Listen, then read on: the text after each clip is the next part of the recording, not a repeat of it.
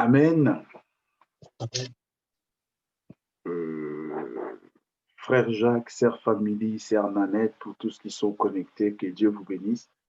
Merci pour votre temps et surtout pour la grâce que nous avons de nous présenter encore devant les Seigneurs. Vous savez, j'ai comme l'impression pendant ces temps de confinement, de cette pandémie, ce n'est même pas une impression, c'est un constat. Nous sommes un peu, qu'on le veuille ou pas, je pense que nous sommes un peu, quand je dis nous sommes, moi y compris, nous sommes un peu, je dirais pas découragés, mais affaiblis un tout petit peu. Nous croyons que, bon, comme les cultes se fait par médias interposés, c'est comme si, ça c'est moi, c'est comme si la présence de Dieu n'est pas vraiment comme d'habitude. C'est comme si le Seigneur nous visite pas comme il doit les faire. C'est comme si il est limité lui aussi par cette pandémie, quoi. Mais bon, quelque chose est vrai, c'est que nous avons lu, je crois, le mercredi dernier, la Bible dit, en ces temps, l'amour d'un plus grand nombre refroidira. Et cette pandémie, c'est une épreuve universelle. Et je pense qu'actuellement, nous qui sommes en Europe, nous sommes frappés vraiment de plein fouet. Nous devrions prendre nos précautions. C'est le moment, bien aimé, de se positionner par rapport à sa relation avec Dieu, par rapport à son appel, par rapport à son attachement, par rapport à son engagement. Je pense que c'est le moment. Je vous dis la vérité, si moi, admettons aujourd'hui, je me fatigue, j'ai dit, bon, je dois faire mes grasses matinées, je peux le faire. Pourquoi je peux désigner un frère, une sœur, je dis, bon, tu exhortes, voilà. La preuve, le dimanche dernier, je n'étais pas là, il aura fallu reporter les cultes et tout. Donc, c'est pour nous aussi quelque chose que nous devrions prendre à cœur. Bien aimé, vous savez, chaque action que nous posons, c'est la compte pour Dieu. Chaque action. La Bible dit, chacun sera jugé par rapport à ce qu'il aura fait, en bien ou en mal. Chaque action que nous posons, si nous nous réveillons le matin, nous allumons nos téléphones en disant que je le fais pour Dieu. Bien aimé, nous sommes des femmes et des hommes bénis. Mais si nous nous levons pour dire comme quoi, bon, je veux que le frère Jacques voie que j'étais là ou que... Bien aimé, on ne peut pas tromper Dieu. Ma prière est le vœu de mon cœur qui est ici à Philadelphie, que nous le fassions pour la gloire du Père. Que le pasteur, que les anciens, que les diacres, que les frères et sœurs ne soient pas là. Mais moi, je dois être là parce que Dieu est au rendez-vous. Faisons-le de tout cœur. Encourageons les gens. Vous savez, bien aimé, au moment où nous parlons, les gens sont sur leur téléphone en train de regarder des fois des trucs tellement banals qui est bon. On ne peut pas les interdire. Mais avec un peu d'encouragement, un peu d'initiative, tu appelles la personne, dis, ah, nous avons un culte qui dure ne fût-ce que 45 minutes. Est-ce que même pas avant, juste quand la prédication va commencer, est-ce que tu ne peux pas te connecter, suivre ces messages avec nous? Le Seigneur te bénira. C'est à ce moment où nous devrions encourager les gens. Si nous ne le faisons pas, nous disons seulement que Nzamba Kosala, comme nous avons l'habitude chez nous de dire que Dieu va faire, oui, Dieu va faire parce que Dieu va faire. Mais qu'est-ce que nous faisons? La Bible dit quelque part dans les livres des Hébreux, j'aime bien ces versets, il dit comment ils entendront si les gens ne sont pas envoyés? Comment ceux qui n'entendent pas entendront si les gens ne sont pas envoyés? Excusez-moi, c'était juste une parenthèse. Nous revenons encore ce matin par rapport à notre programme de la fois dernière. Cette série d'enseignements, d'exhortations, comme j'ai l'habitude de les dire, d'encouragement sur les livre d'Éphésiens au chapitre 6. Je vais juste relire cela pour nous mettre dans les contextes. Je vais lire Éphésiens chapitre 6 à partir du 10e verset. Au reste, fortifiez-vous dans le Seigneur et par sa force souveraine. Revêtez-vous de toutes les armes de Dieu afin de pouvoir tenir ferme contre les manœuvres du diable. Car nous n'avons pas à lutter contre la chair et les sangs, mais contre les principautés, contre les pouvoirs, contre les dominateurs des ténèbres d'ici-bas, contre les esprits du mal dans les lieux célestes. C'est pourquoi prenez toutes les armes de Dieu afin de pouvoir résister dans le mauvais jour et tenir ferme après avoir tout surmonté. Tenez donc ferme et à vos reins la vérité pour ceinture. Revêtez la cuirasse de la justice. Mettez pour chaussures à vos pieds les bonnes dispositions que donne l'évangile de paix. Prenez en toutes circonstances les boucliers de la foi avec lesquels vous pouvez éteindre tous les traits enflammés du malin. Prenez aussi les casques du salut et l'épée de l'esprit qui est la parole de Dieu. Priez en tout temps, priez en tout temps, par l'esprit avec toutes sortes de prières et de supplications. Veillez-y avec une entière persévérance. Priez pour tous les saints.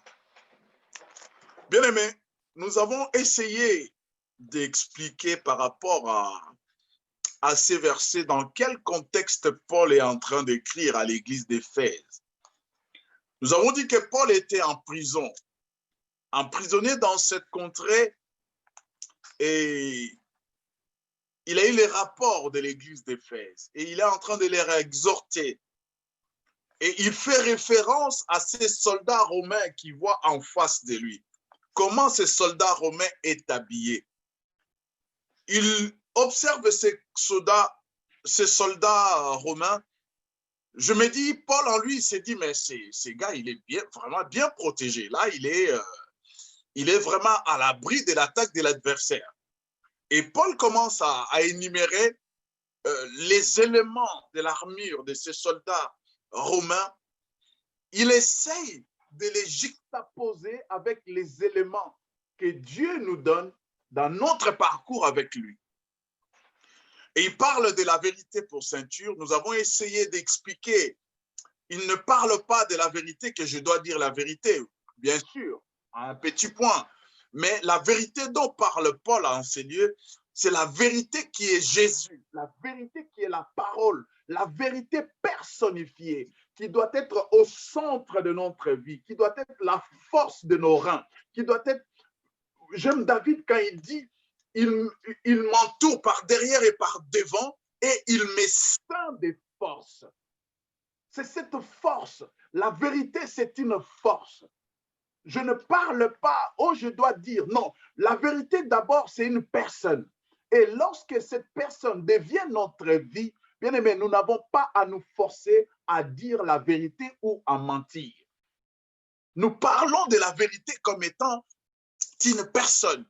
Et cette personne, c'est Christ Jésus. Lorsque nous avons Jésus en nous, bien-aimés, nous devions nous conformer, nous devions nous comporter autrement. Nous devions nous comporter plus que lorsque nous étions dans le monde. Nous devions nous comporter honnêtement comme la parole de Dieu nous la demande. Et c'est Jésus qui est le socle, la force de la vie chrétienne. Je le répète et je dis, c'est Jésus qui est le socle et la force d'un enfant de Dieu, si vous voulez. Lorsqu'on n'a pas Jésus comme force, lorsqu'on n'a pas Jésus comme appui, comme socle, bien aimé, on est un religieux. On connaît la parole de Dieu, on la cite comme des versets, comme des citations, comme des récitations, mais on ne vit pas cela. Et ce matin, bien aimé, lorsque nous avons parlé, j'étais en train de sentir à moi que je n'avais pas encore fini.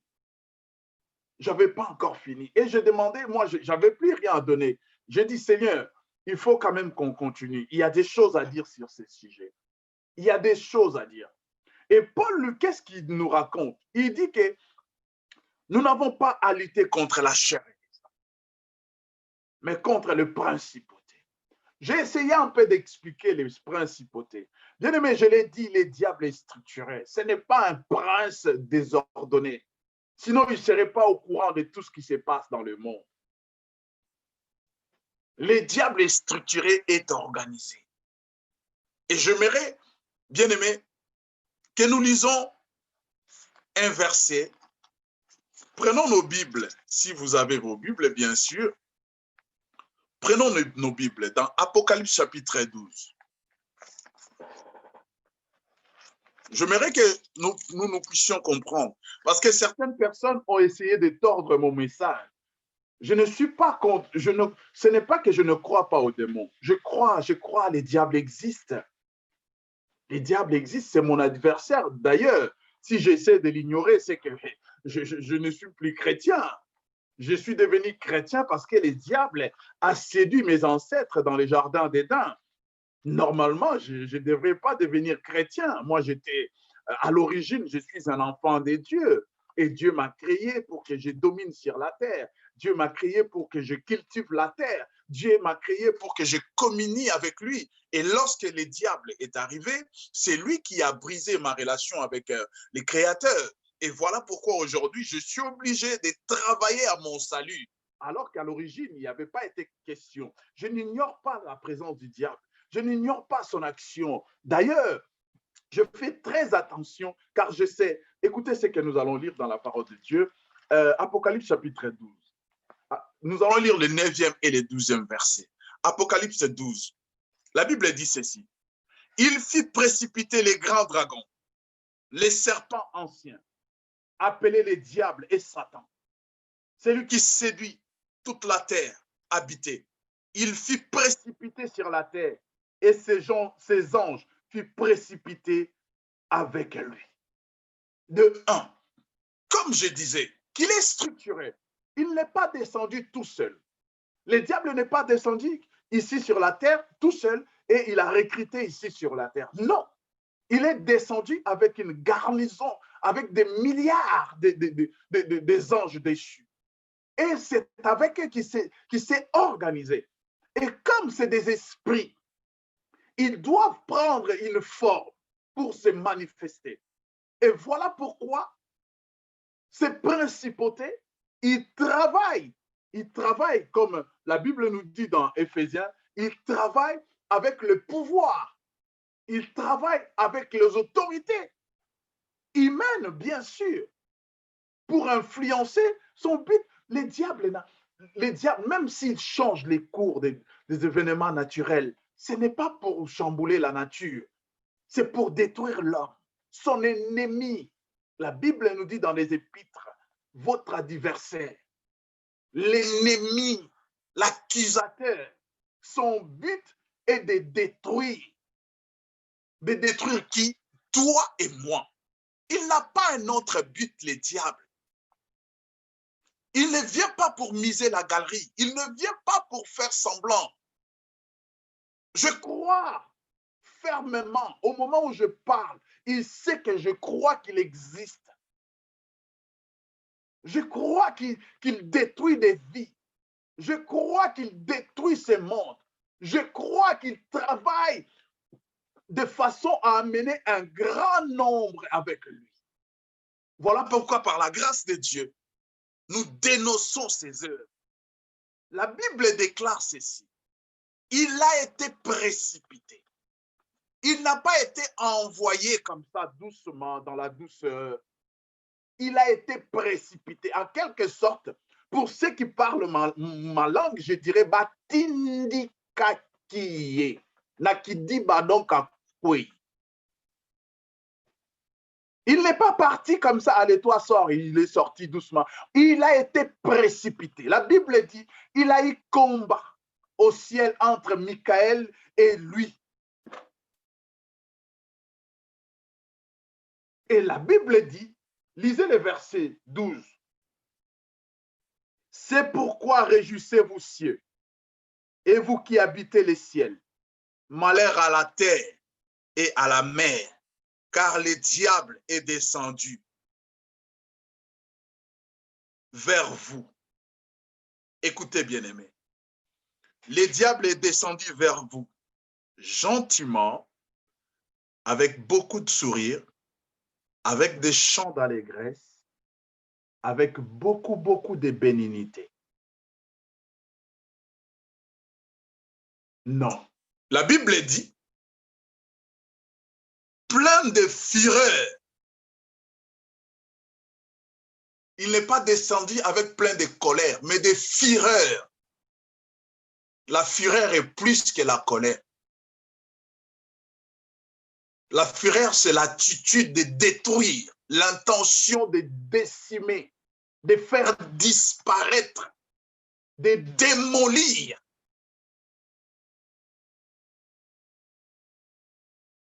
Sachant qu'il a peu de temps. Sachant qu'il a peu de temps. Il n'ignore pas qu'il n'a peu de temps. C'est toi et moi qui croyons que nous avons le temps. Mais notre adversaire, il le sait très bien qu'il n'a peu de temps. Il a peu de temps. Et dans cette attitude-là, bien-aimé, croyez-vous que le diable va travailler comme un flemmard? Il va travailler comme un fainéant? Mais le gars, il va déployer toute sa force, toute son énergie, toute son armée pour détruire, pour faire son travail. C'est ce que nous sommes en train de vivre. Et pendant ce temps, nous passons notre temps dans des choses farfelues. Nous passons notre temps dans des discussions. Nous passons notre temps à nous combattre les uns les autres. Nous passons notre temps à s'occuper des petites choses, alors que lui, il agit avec des gros moyens.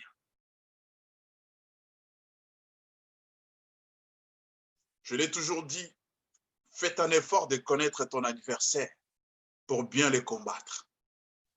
Si tu crois que ton adversaire, c'est une souris, alors que tu combats un dragon, tu vas te faire décimer. Ça, c'est certain.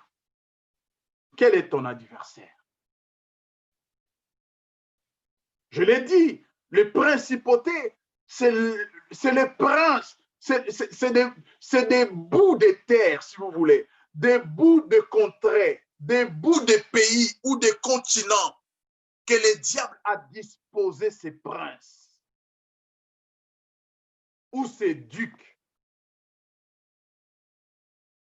Et lui-même étant que prince de ce monde, il règne sur eux. Comme il ne peut pas se manifester physiquement, la Bible dit, nous n'avons pas à lutter contre la chair et le sang. Et ces esprits-là doivent prendre une forme pour se manifester sur la terre. Et cette forme, c'est la forme humaine. Cette forme, c'est la forme constitutionnelle. Cette forme, c'est la forme emblémique. Cette forme, c'est la forme organisationnelle. Il prend cette forme. Je vous ai parlé de certaines lois. Et ces lois sont formatées tout droit dans les laboratoires de l'enfer. Et en cela, bien-aimé, toi, tu vas aller combattre ton frère qui est à côté, qui peut-être lui-même, c'est une victime. Vous savez, bien-aimé, dans notre cas africain, nous avons traité beaucoup de gens des sorciers juste parce que les conditions de nos pays les a rendus sorciers. Et c'est fait exprès. C'est fait exprès, bien-aimé. Dites-moi un peu, s'il vous plaît, dites-moi, quelle est la raison pour laquelle les Congolais de Kinshasa ne doivent pas manger, ne fût-ce qu'une fois par jour? Donnez-moi une raison. Si vraiment il y a une raison logique à cela, donnez-moi une raison qui peut faire que ce peuple-là ne mange pas. Donnez-moi une raison politique, une raison économique, une raison sociale. Donnez-moi une raison. Je ne parle pas d'autres pays parce que je ne connais pas. Je parle de mon pays. Donnez-moi une raison qui peut faire que le peuple de ce pays crève de faim. D'après les dernières études, il y a au moins, moi je pense que c'est plus que cela, parce que bon, ces gens-là, je ne sais pas, ils se basent sur quelles statistiques, je ne sais pas comment ils font leurs statistiques. Ils disent comme quoi il y a 21 millions des Congolais qui souffrent de la faim. Mais je pense que c'est plus. Peut-être de 21 millions de Congolais qui sont dans des grandes villes, oui. Mais ceux qui sont dans des villages, donnez-moi une raison. S'il n'y a pas une puissance, s'il n'y a pas une autorité qui agit pour que les gens crèvent, vous savez, tout ce monde-là, bien-aimé, excusez-moi, pardon, tous ces gens qu'on a tués dans l'Est du pays, du Congo, tous ces gens qui meurent partout, vous croyez que, bien aimé, c'est juste parce que non, il y a conflit, mais ces conflits-là, c'est qui crée ces conflits? C'est qui crée ces conflits? Bien aimé, nous avons les devoirs que nous avons ici, nous, à Philadelphie. Les devoirs que nous avons, nous, enfants de Dieu, c'est de défier les décrets du roi. C'est de changer la loi. Lorsque le roi a signé son décret, Esther n'était pas là. Dans quelles conditions, nous ne savons pas. Elle a entendu seulement la publication. Daniel n'était pas là. Lorsque les mesures ont été prises dans le laboratoire du roi, il a entendu la publication.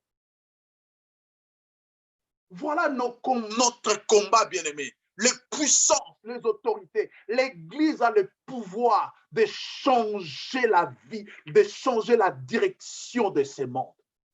L'Église, je l'ai dit, l'Église a ses pouvoirs. Elle ne va pas le faire pour le monde, mais pour les enfants de Dieu. Notre combat n'est pas charnel. Combien de sorciers as-tu déjà envoyé le feu et ils ne meurent pas? Combien de sorciers as-tu déjà envoyé en enfer et ils te reviennent au galop? Ce n'est pas eux le problème. Ce n'est pas eux le problème. Bien aimé, n'avez-vous jamais posé la question pourquoi les diables est les mêmes? Il agit de différentes manières, bien sûr.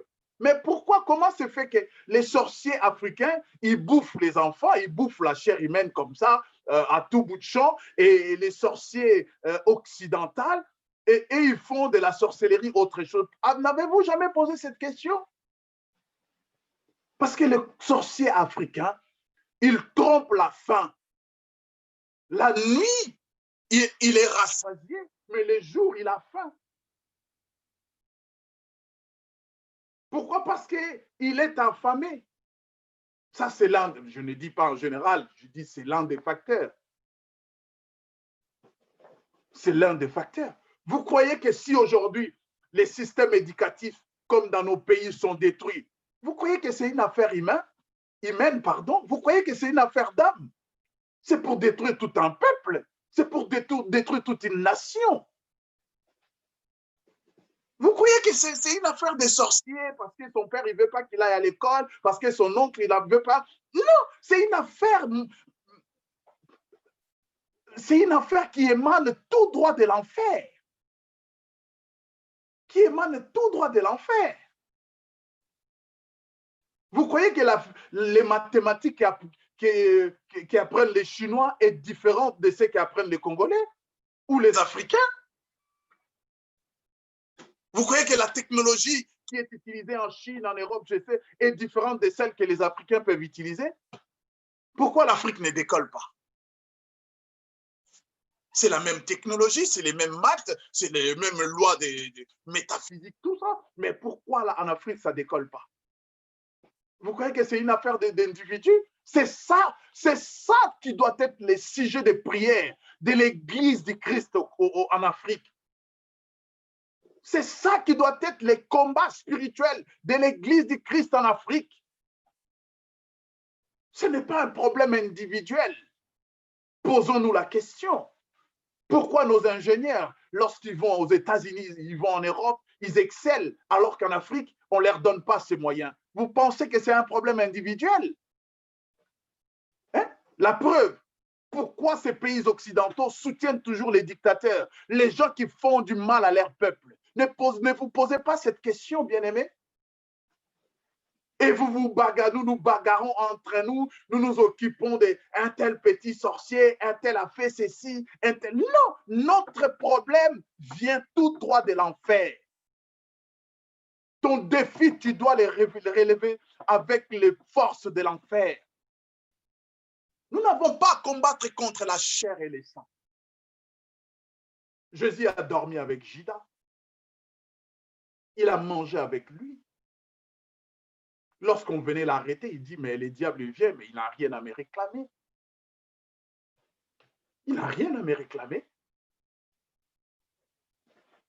Laissez-moi continuer. La Bible dit qu'il est descendu avec fureur, sachant qu'il a peu de temps. Et lorsque nous lisons dans 1 Jean chapitre 5, 19, j'aimerais que nous lisons aussi cela pour comprendre, bien-aimés, pourquoi je nous dis aujourd'hui, ce matin, comme quoi nous devrions changer notre fusil d'épaule.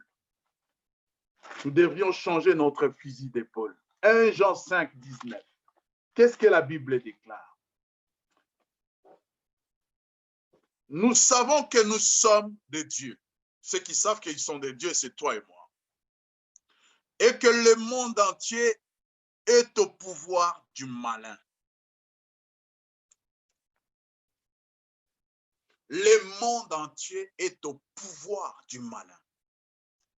Bien aimé, ce n'est pas toi qui vas changer ça.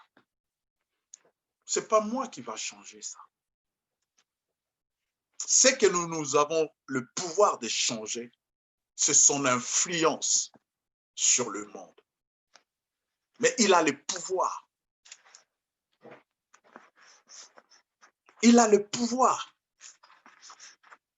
que l'homme l'a donné dans les jardins d'Éden. Mais gloire soit rendue à Dieu. Lorsque Jésus vient, il dit, ne craignez pas, j'ai vaincu le monde.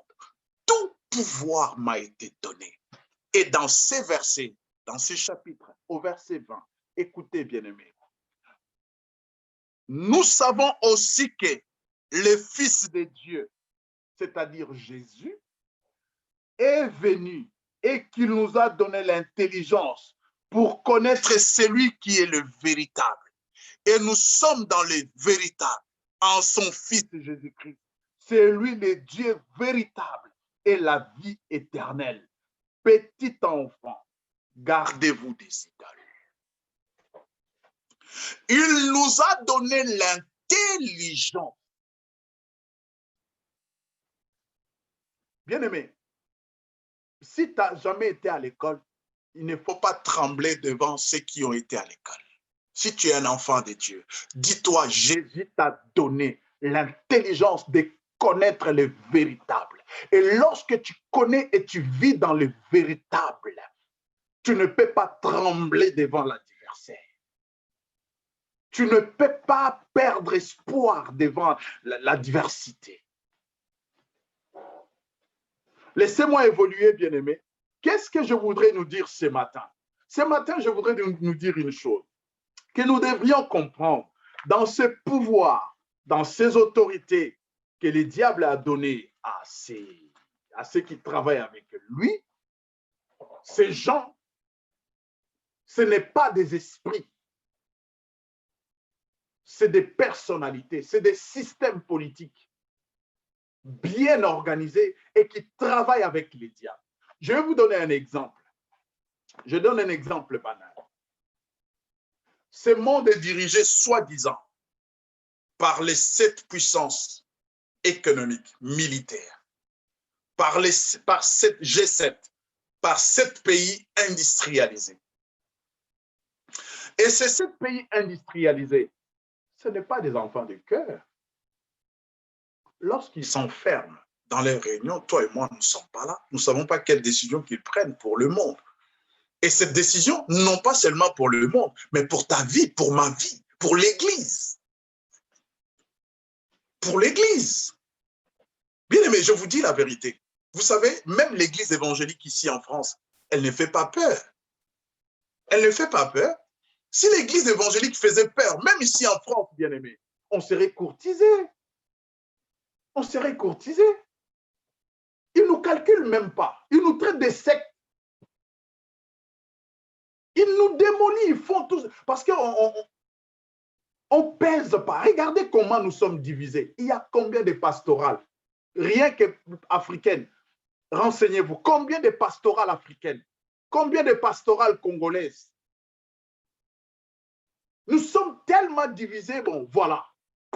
Laissez-les faire leur culte. Déjà, de toute façon, ça ne dérange personne. Et ces gens, lorsqu'ils s'enferment, ils prennent des décisions pour l'orientation du monde. Ils prennent des décisions pour notre lendemain. Et là, nous, dans notre coin, nous attendons le mois de décembre pour gêner pour les sortir. Alors que pendant les G7, pendant que les G7 s'enferment, nous occupons des offrandes, nous nous occupons des sextapes, nous nous occupons de qu'est-ce qui a dit quoi, alors qu'eux, ils prennent des décisions pour l'humanité et ces décisions vont aussi influencer la vie de l'Église. Bien aimé, c'est 7 pays, soi-disant industrialisés. C'est eux qui ont le monde entre leurs mains, parce que le diable leur a légué le pouvoir. Et chaque pays, chacun de ces pays industrialisés a ses divinités, a ses emblèmes.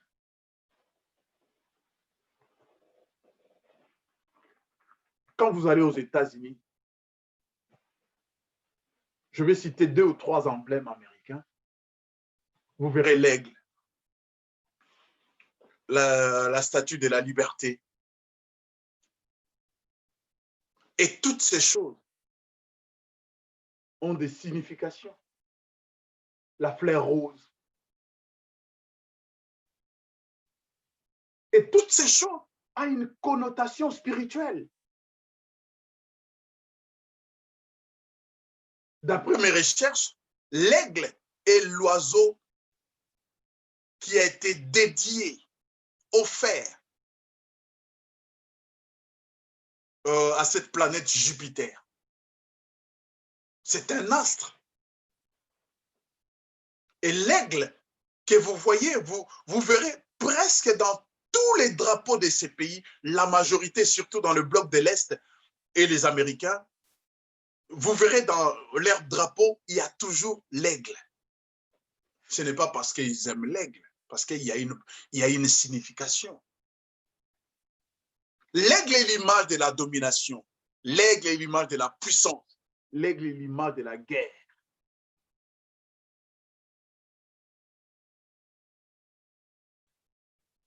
Quand vous verrez toutes ces choses, vous allez en Chine. L'emblème de la Chine, c'est les enseignements de Confucius, qui nous parle de la réincarnation, qui nous parle de la méditation transcendantale, toutes ces choses. Vous verrez dans les enseignements de Confucius. Vous verrez, il y a les dragons. Et la Bible nous parle des dragons dans les livres d'Apocalypse. Et c'est les dragons qui est vénéré en Chine. Et vous croyez que c'est pour faire à les gens? Pas pour faire à les gens, c'est pour faire plaisir juste parce qu'ils n'avaient rien à décorer, à avoir comme emblème et ils ont pris les dragons.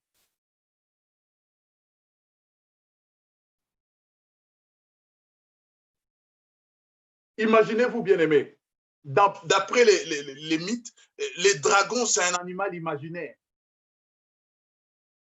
Mais la Chine l'a pris pour emblème. Et les dragons nous est révélé seulement dans les livres d'Apocalypse. Et ces dragons, c'est les diables. Où ils ont eu cette révélation d'avoir les dragons comme emblème? Bien-aimés, je ne vous apprends rien.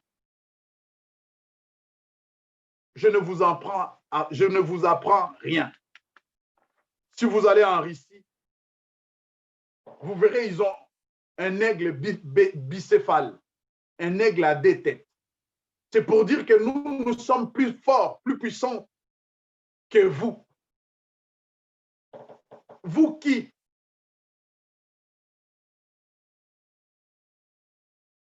Ces G7-là, ils se bataillent, ils se livrent la guerre. Qui occupera la première place mondiale? Et pour occuper cette première place mondiale, Il faut vendre beaucoup d'armes, il faut fabriquer beaucoup d'armes sophistiquées, il faut économiquement dominer, faire ceci. Et il le fait au détriment de qui? Du peuple. Dans tous ces pays soi-disant industrialisés, puissance, il y a des gens qui payent les pots cassés. Il y a des gens, des innocents qui crèvent. Il y a des gens qui meurent.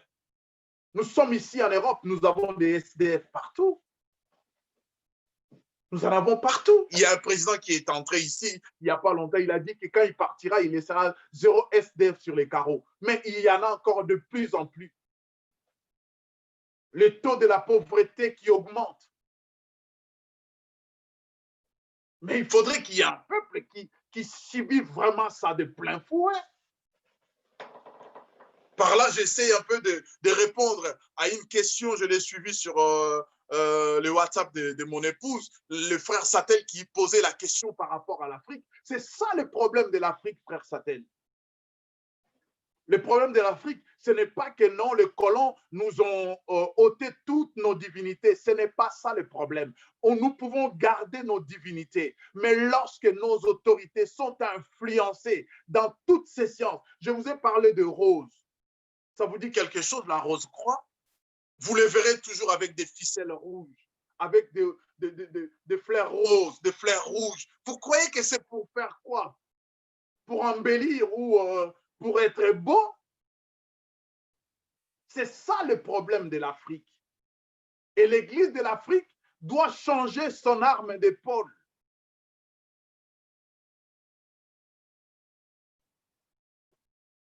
Le seul rempart qui reste aujourd'hui à l'Afrique pour que la situation de l'Afrique change, c'est l'Église. Je l'ai dit, je n'ai pas froid aux yeux pour le dire. Je l'ai dit, les yeux dans les yeux. Le seul rempart qui reste pour changer la situation de l'Afrique, c'est l'Église de l'Afrique.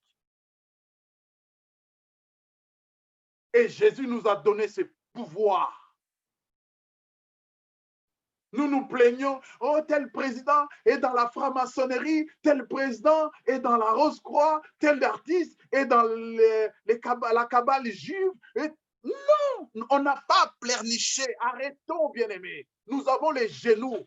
Et les genoux, lorsqu'ils sont fléchis, c'est la paix. La Bible dit, tout genou fléchit. Lorsque nous fléchissons, la Bible dit ceci, bien-aimé. Si mon peuple sur qui est invoqué mon nom s'humilie, prie, se détourne du mal, recherche ma face, je l'exaucerai du haut des cieux. Pourquoi nous ne voyons pas cela?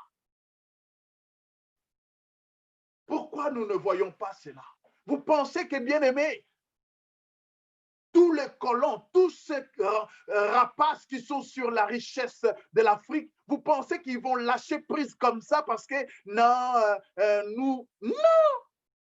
Il faut aussi que dans le monde spirituel, qu'ils sentent la pression. Il faut aussi que dans le monde spirituel, qu'ils sentent que les choses sont en train de changer. Mais lorsque nous, l'Église africaine, nous sommes remplis de scandales et de déceptions, comment voulez-vous que les choses changent?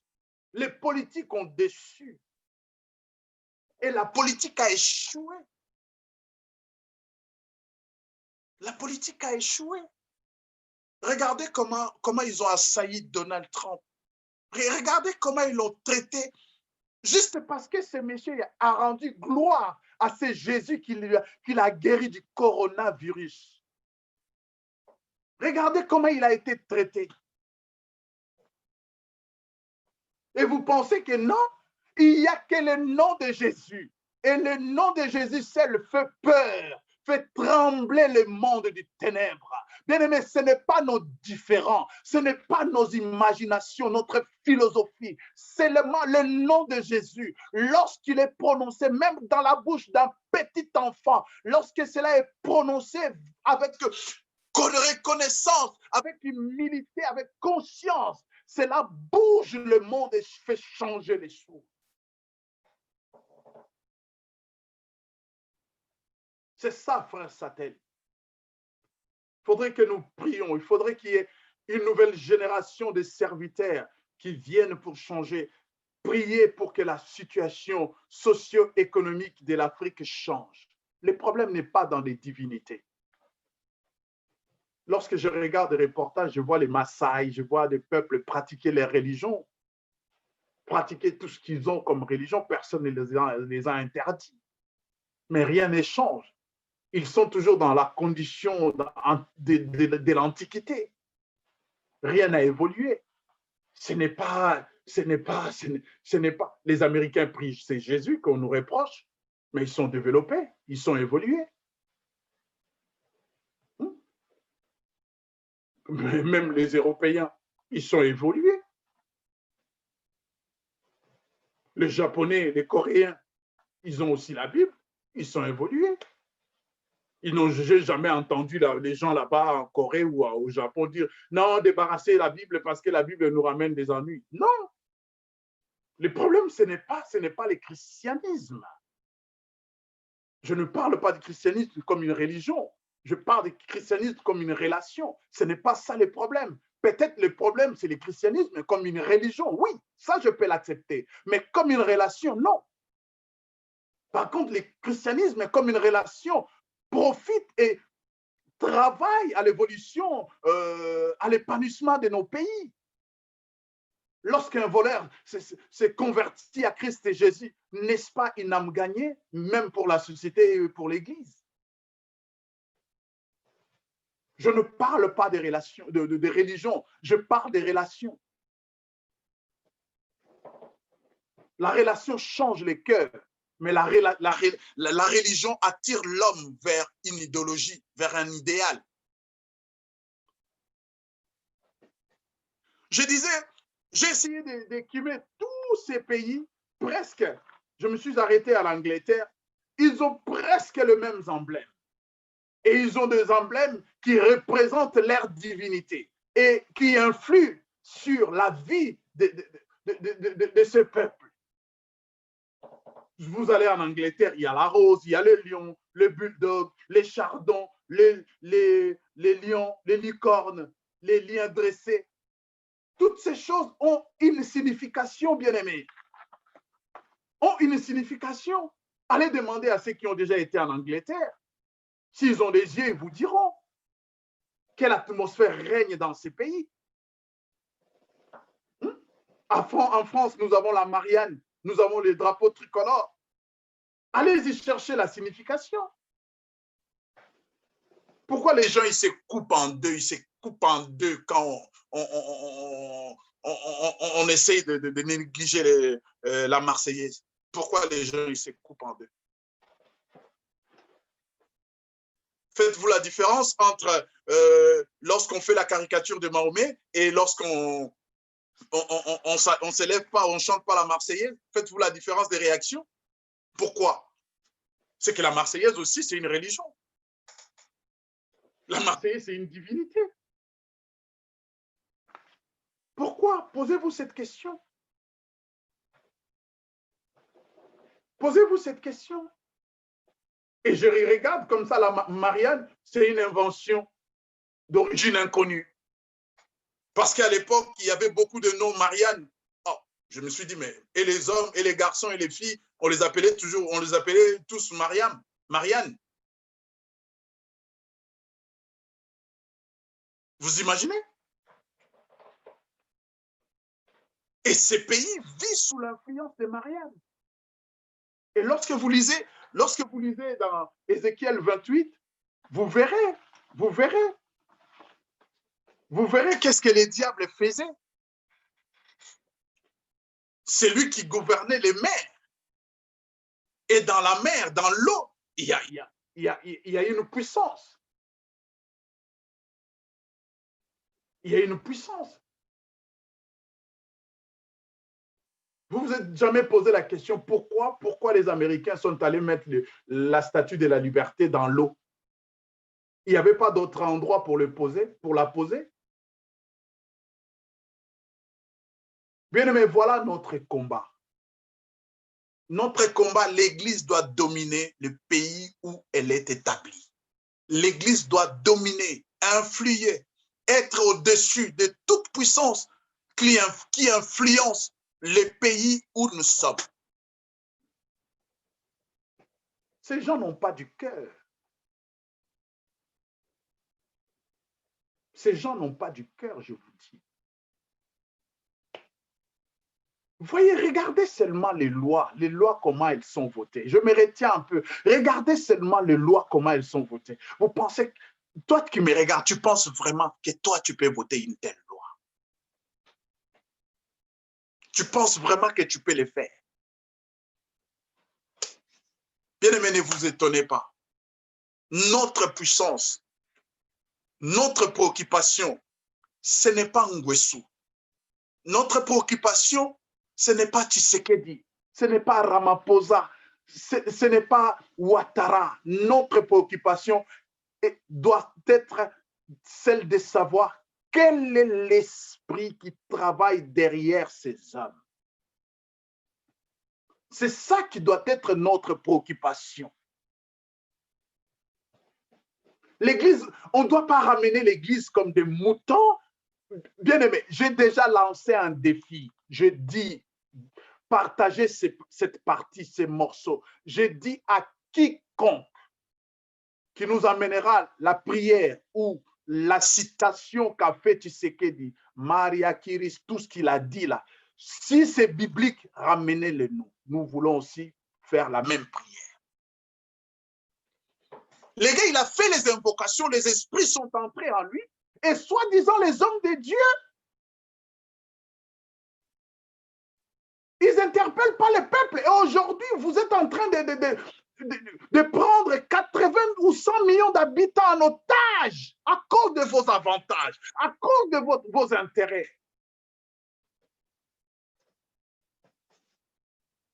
On vous amène au stade, vous allez chanter.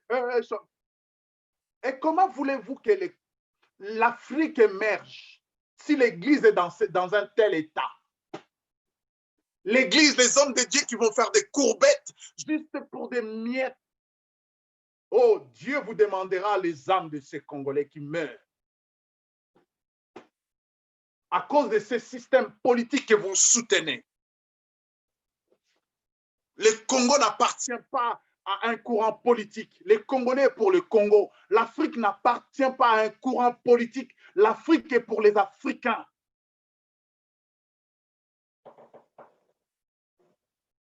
Ou le pays du tiers-monde n'appartient pas à un courant politique. C'est ce pays du tiers-monde que, comme vous les appelez, appartient à Dieu. Et Dieu a besoin de ses âmes. Dieu a donné tout ce qu'il faut à l'homme pour que l'homme vive paisiblement sur la terre.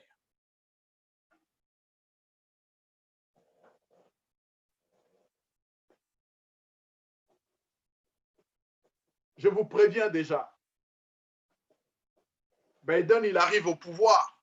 Tous les lobbies des armes et les lobbies pétroliers sont derrière lui. Préparez-vous à une guerre. Et si vous continuez à vous entretirer, si vous continuez dans la distraction, l'Église, je parle à l'Église, si nous continuons dans la distraction, on ne changera pas ce monde. Lorsque nous parlons d'impacter, c'est là où nous devrions impacter. Daniel a impacté, il a changé le cours de l'histoire de Babylone.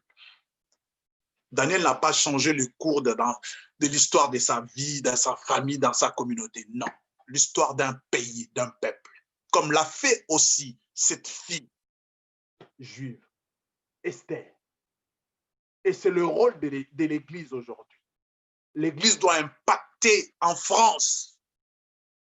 Ce n'est pas dans nos locaux. Mais l'Église doit influer sur les décisions. Cela est possible lorsque nous sommes unis.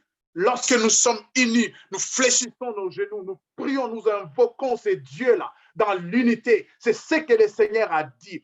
Si vous vous aimez entre vous, le monde saura que vous êtes réellement mes disciples. Et si deux d'entre vous s'accordent pour demander quelque chose, cela leur sera donné.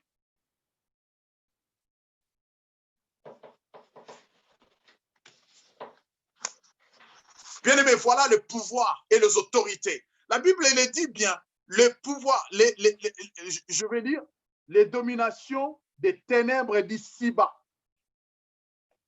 Les dominateurs des ténèbres d'ici-bas. Ce n'est pas du ciel, d'ici-bas. Et ces dominateurs, c'est nos responsables politiques. C'est les systèmes politiques.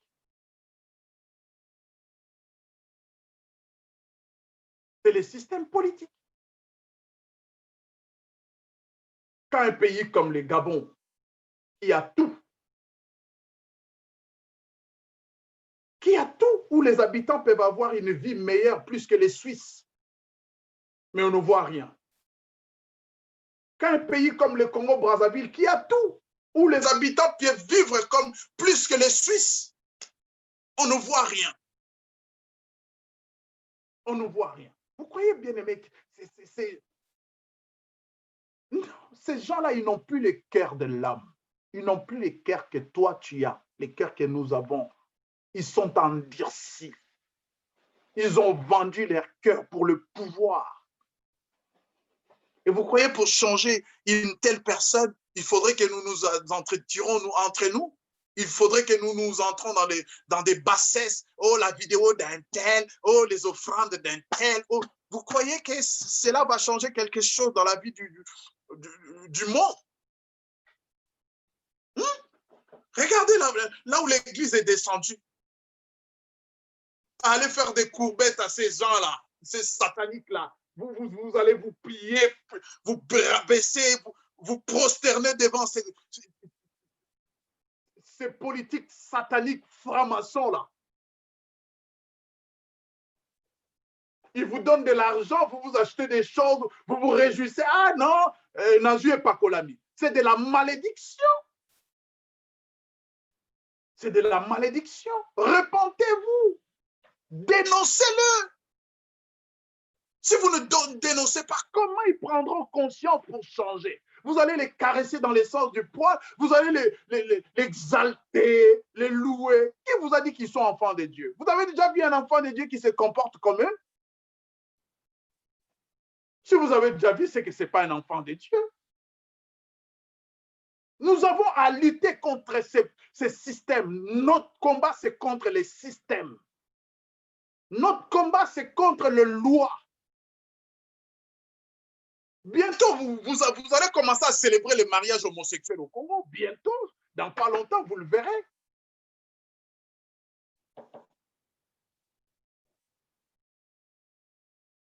Bientôt, vous le verrez. Et vous allez dire encore, ah, c'est un enfant de Dieu, c'est un enfant de Dieu. Au lieu de prier pour que les choses changent, et ils encouragent le mal. Que dit Romain? Que dit Romain par rapport à ces choses? Et ils encouragent ces choses et vous les encouragez derrière. Au lieu de les ramener dans les livres des Corinthiens, vous les encouragez, allez-y, changez la nature des choses. Allez-y, changez la nature des choses. Oui, c'est ce que vous dites lorsque vous êtes derrière eux. Nathan n'a pas caressé David dans le sens des poils.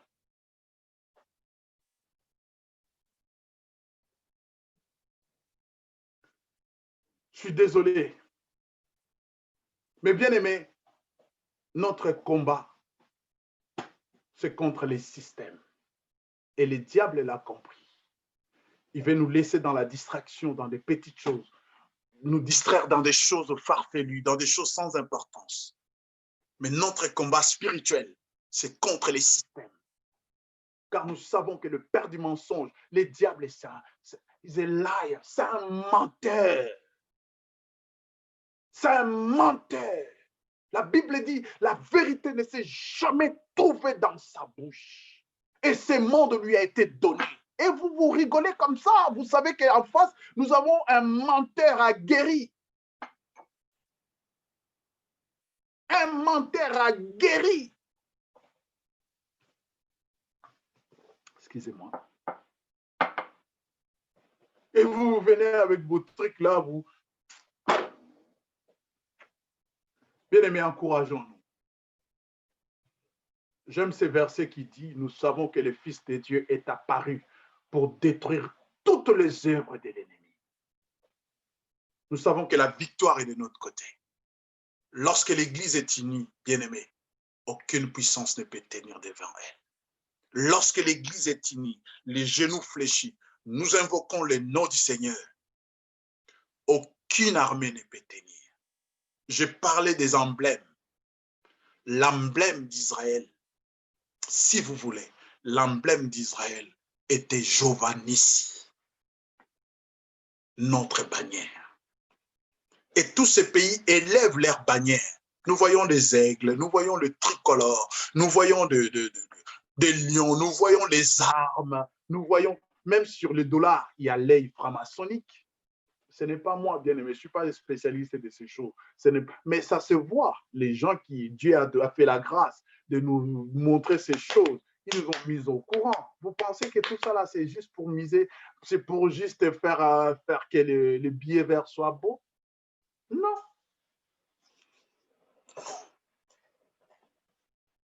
Non, bien-aimé, quand est-ce que l'Afrique va se réjouir? Quand est-ce que nous allons sourire? Quand est-ce que nous allons voir l'épanouissement de ces continents? Quand est-ce que l'Église de la France doit s'épanouir, va s'épanouir? Vous savez, bien aimé, pour faire obstacle à l'évangile, qu'est-ce qu'ils ont fait? Comme ici en France, liberté. Liberté. L'évangélisation, c'est un délit. Prosélytisme, c'est un délit. Et qu'est-ce que nous allons faire pour contrecarrer ces choses?